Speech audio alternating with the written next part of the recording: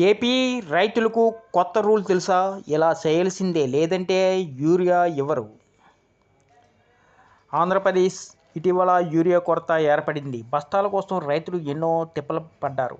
రైతులు ఈ ఖరీఫ్ సీజన్లో యూరియా కోసం ఎగబడ్డారు. ఏపీ ప్రభుత్వం కేంద్రంతో మాట్లాడి యూరియా బస్తాలను తెప్పించింది. అయితే కొందరు రైతులు విచ్చలవిడిగా యూరియా ఉపయోగించారనే చర్చ జరిగింది. కొందరు రైతులు దిగుబడులు పెంచుకోవాలనే ఆశతో మోతాదుకు మించి యూరియాను వాడారు.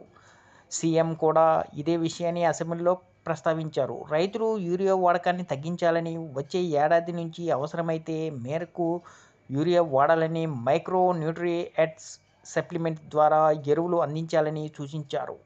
యూరియా అధిక వాడటం వల్ల పంటలు బాగా పండుతాయనేది అపోహ అన్నారు. యూరియా వాడకాన్ని తగ్గించే రైతులకు ప్రోత్సాహంగా ప్రతి బస్తా తగ్గించినందుకు 800 ఆర్థిక సహాయం అందిస్తామని సీఎం హామీ ఇచ్చారు.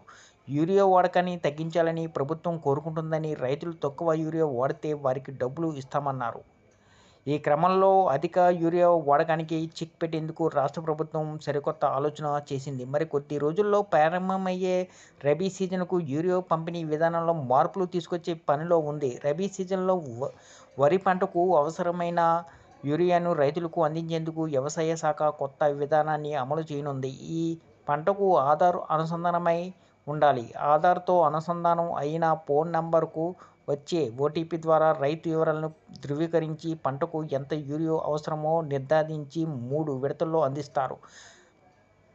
గతంలో ఖరీఫ్లో ఇలాంటి పద్ధతులు లేకపోవడంతో యూరియా దుర్వినియోగంపై కొరత ఏర్పడింది. ఈ అనుభవాల దృష్ట్యా రబీ నుంచి పద్ధతి ప్రకారం యూరియా పంపిణీ చేయాలని అధికారులు నిర్ణయించారు. ఈ పద్ధతి ద్వారా యూరియా దుర్వినియోగాన్ని అరికట్టి అవసరమైన రైతులకు సకాలంలో అందేలా చూడాలని అధికారులు భావిస్తున్నారు. అంతేకాదు ఖరీఫ్ సీజన్లో రైతులకు సాగు చేసిన పంటల వివరాలు, ఏ పంటకు ఎన్ని బస్తాలు యూరియా కావాలి, ఎన్ని బస్తాలు తీసుకెళ్లారనేది అధికారులు అడిగింది లేదు. అందుకే ఈసారి జాగ్రత్తలు తీసుకుంటున్నారు.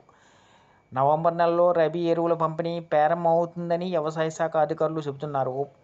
ఈసారి యూరియా పంపిణీకి ఈ పంట వివరాలను ప్రామాణికంగా తీసుకుంటాం అంటున్నారు. అంతేకాదు రాష్ట్రంలో ఈ పంట నమోదు ఖరీఫ్ సీజన్ కోసం గడువును ప్రభుత్వం పొడిగించింది. ఈ నెల 25 వరకు ఈ పంట నమోదుకు గడువును పొడిగించినట్లు వ్యవసాయ శాఖ ప్రకటించింది. ఈ నెల 30 వరకు సామాజిక తనిఖీ సవరణలకు అవకాశం ఉంది. ఈ నెల 31 తేదీ జాబితాను రైతు సేవా కేంద్రాల్లో ప్రదర్శిస్తారు. ఈ లోపు రైతులు ఈ పంట నమోదు చేయించుకోవాలి అని సూచిస్తున్నారు అధికారులు. ఒకవేళ చూసుకోకపోతే యూరియా విషయంలో కూడా ఇబ్బందులు తప్పవంటున్నారు. అలాగే ప్రభుత్వం పథకాలు కూడా బీమా డబ్బులు కూడా రావు. ఈ వీడియో కానీ మీకు నచ్చినట్లయితే ఒక లైక్, సబ్స్క్రైబ్ చేయడం మాత్రం మర్చిపోకండి.